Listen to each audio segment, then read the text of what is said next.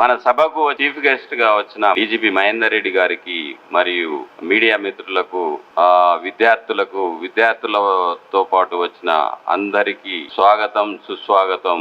గ్రామాలలో చాలా తెలివైన విద్యార్థులు ఆర్థికంగా ఇబ్బందికరంగా ఉన్న వారి కోసం మరియు ఈ మెడికల్ వైద్య సదుపాయం కొరకు నేను ఎంఎస్ఆర్ చారిటబుల్ ట్రస్ట్ ను నిర్వహించడం జరిగింది. ఎంఎస్ఆర్ చారిటబుల్ తరఫున 3 పథకాలు ఎంఎస్ఆర్ సహాయత కింద ఒక సంవత్సరానికి 500 నుంచి 1000 మంది విద్యార్థులు 10th పాస్ అయి ఇంటర్మీడియట్ వెళ్లే వాళ్ళకు, ఇంటర్మీడియట్ పాస్ అయి డిగ్రీ వెళ్లే వాళ్ళకు ఇన్కమ్ వచ్చేసి సంవత్సరానికి 2 లక్షలు బిలో ఉన్న వారికి ప్లస్ 90% అబోవ్ మార్కులు వచ్చిన వారికి ఈ ఎంఎస్ఆర్ సహాయత కింద 10,000 రూపాయలు సాయం చేయడం జరుగుతుంది. అదే విధంగా విలేజ్లలో మెడికల్ క్యాంపులు మరియు అన్నదానం చేయడానికి నేను ప్రతి సంవత్సరము 1 కోటి రూపాయల వరకు ఖర్చు చేయాలనే ఉద్దేశంతో ఈ ఎంఎస్ఆర్ చారిటబుల్ ట్రస్ట్ నిర్వహించడం జరిగింది. అలాగే ఎంఎస్ఆర్ చారిటబుల్ ట్రస్ట్ తరఫు నుంచి తెలంగాణలోని 9 జిల్లాలకు నిజామాబాద్, సిరిసిల్ల, జగిత్యాల్, హైదరాబాద్, రంగారెడ్డి, మేడ్చల్, సంగారెడ్డి, యాదాద్రి, నల్గొండ ఈ 9 జిల్లాలకు విద్యార్థులందరికీ సహాయం అందజేయాలనే ఉద్దేశంతో ఈ ఎంఎస్ఆర్ చారిటబుల్ ట్రస్ట్ నుంచి ప్రతి సంవత్సరము 1 కోటి రూపాయల వరకు ఖర్చు చేయాలనే సదుద్దేశంతో ఈ కార్యక్రమం చేపట్టడం జరిగింది. ఈ మంచి సదుద్దేశానికి మీడియా మిత్రులందరూ సహకరించాలని చెప్పి కోరుకుంటూ సెలవు తీసుకుంటున్నాను. జై హింద్. సభకు నమస్కారం. ఈ రోజు ఈ కార్యక్రమంలో పార్టిసిపేట్ చేస్తున్న గౌరవనీయులు ఎంఎస్ఆర్ చారిటబుల్ ట్రస్ట్ వ్యవస్థాపకులు శివారెడ్డి గారు, వారి సతీమణి శిరీష గారు, వారి కుమారుడు ధనుష్.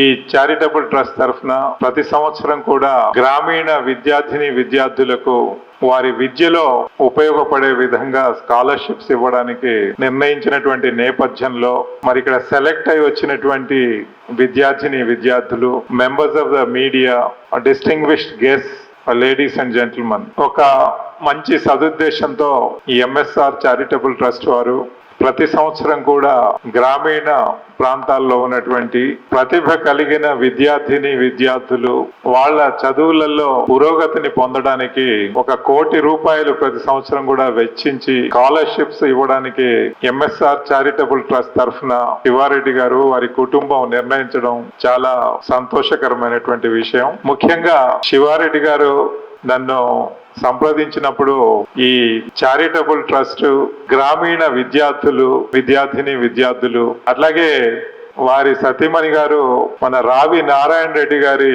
కుటుంబ సభ్యులుగా ఉండి ఈ కార్యక్రమాన్ని టేకప్ చేస్తామని చెప్పినప్పుడు నేను సంతోషంగా ఒప్పుకోవడం జరిగింది. దీనికి ముఖ్య కారణం నేను కూడా గ్రామీణ నేపథ్యం నుండి వచ్చి మరి చిన్నప్పటి నుంచి 1వ తరగతి నుండి ఎంటెక్ కంప్లీట్ అయ్యేంత వరకు కూడా నేను సివిల్ సర్వీసెస్ జాయిన్ అయ్యేంత వరకు కూడా నాకు సంబంధించినటువంటి విద్య ప్రభుత్వ ప్రోత్సాహంతో, ప్రభుత్వం ఇచ్చినటువంటి సహకారంతో నేను ముందుకు వెళ్ళడం జరిగింది. నా నేపథ్యమే నేను చూసినట్లయితే నేను రెసిడెన్షియల్ స్కూల్ గురుకుల విద్యాలయం సర్వేల్లో చదువుకున్నాను. మరి 7వ తరగతి తర్వాత అప్పుడు రాష్ట్రం అంతా కూడా 7th క్లాస్ ఎవరైతే స్కూల్ ఫస్ట్ అండ్ సెకండ్ ఉన్నారో వారందరికీ కూడా ఎంట్రన్స్ పెట్టి రాష్ట్ర వ్యాప్తంగా దాంట్లో మెరిటోరియస్ స్టూడెంట్స్ ని సెలెక్ట్ చేసి ప్రతి జిల్లాకు కూడా ఒక కోటా ప్రకారం మరి అప్పుడు గౌరవ ముఖ్యమంత్రిగా పనిచేసినటువంటి శ్రీ పివి నరసింహారావు గారు స్థాపించినటువంటి గురుకుల విద్యాలయాలు ఏవైతే ఉన్నాయో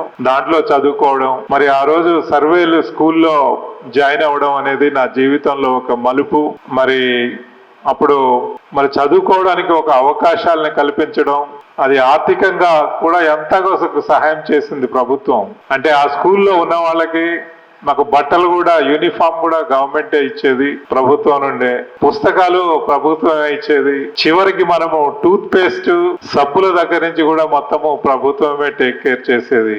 మరి అదే విధంగా అక్కడ ఉన్నటువంటి ఉపాధ్యాయులు కూడా అదే క్యాంపస్ లో ఉండడం, అందరం కలిసి చదువుకోవడం, మరి ఒక మంచి వాతావరణాన్ని మనం క్రియేట్ చేయగలిగాం. కాబట్టి మరి అప్పుడు ఒక విజనరీ ముఖ్యమంత్రిగా మన గౌరవ పివి నరసింహారావు గారు మరి ఆ రోజు ఆ స్కూల్స్ ఎస్టాబ్లిష్ చేయడంతో మరి ఆ స్కూల్లో చదువుకోవడం, తద్వారా మళ్ళీ ఇంటర్మీడియట్ లో కూడా అదే విద్యా సంస్థలతో స్థాపించబడ్డ రెసిడెన్షియల్ జూనియర్ కాలేజ్ లో చదువుకోవడం, ఆ తర్వాత మళ్ళీ స్కాలర్షిప్స్ పైనే ఇంజనీరింగ్ లో కూడా REC లో చదువుకోవడం, ఈ విధంగా నా విద్య అంతా కూడా ఇటు ప్రభుత్వం నుండి ప్రోత్సాహం రావడం, ఈ రూరల్ మెరిటోరియస్ స్టూడెంట్స్ నుంచి ఐడెంటిఫై చేయడం, మరి అలాంటి రెసిడెన్షియల్ స్కూల్స్ ఈ రోజు ప్రస్తుత ప్రభుత్వం గౌరవ ముఖ్యమంత్రి గారు కూడా శ్రీ చంద్రశేఖరరావు గారు దీన్ని గుర్తించి మరి అన్ని వర్గాలకు కూడా ప్రతి మండలానికి కూడా ఒక రెసిడెన్షియల్ స్కూల్ వచ్చే విధంగా ఈ రోజు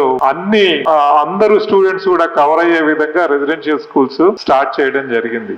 రెసిడెన్షియల్ స్కూల్స్ లో చదువుకున్న విద్యార్థులు ఈ రోజు ప్రపంచం అంతా కూడా ఉన్నారన్నట్లు.